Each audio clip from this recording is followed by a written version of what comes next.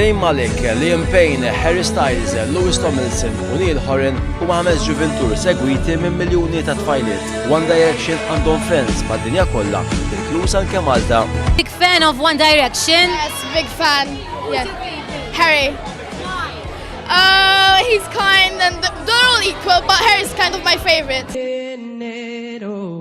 And I never thought through love we'd be making one as lovely as 5 ġuventur Maltin ippużaw ritratti u da u t-toma tal-fama ta' dan il-grupp meta tfajliet jgħidu u jkantaw id-diski tagħhom daru magħhom fuq it-tapit l-aħmar.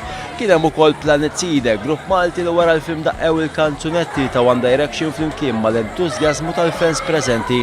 Il-ġuventur ta' One Direction kienu għamlu audition bħala kantanti solisti għas-seba' serje tal-X Factor tas-sena 2010 waqt il-fażi bootcamp kellhom ix-xorti tajba li jingħaqdu f'band waħda li ġiet imsejħa One Direction daw wassalhom biex jikkwalifikaw mas-sezzjoni tal-gruppi. L-ewwel diska li kellhom flimkien fil-kompetizzjoni tal-gruppi kienet il-cover version tad-diska Torn.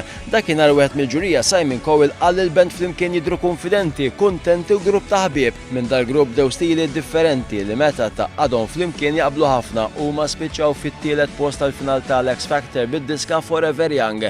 Wara li spiċċjat il-kompetizzjoni huma saru famużi ħafna sansitra firmaw kuntratt ta' 2 miljuni ma' Psycho Records.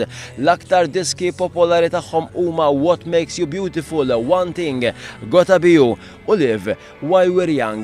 Get One Direction to Come to Malta hija waħda mill-paġni ta' Facebook magħmula mill-Maltin bit-tama li xi darba din il-band One Direction għad tiġi Malta.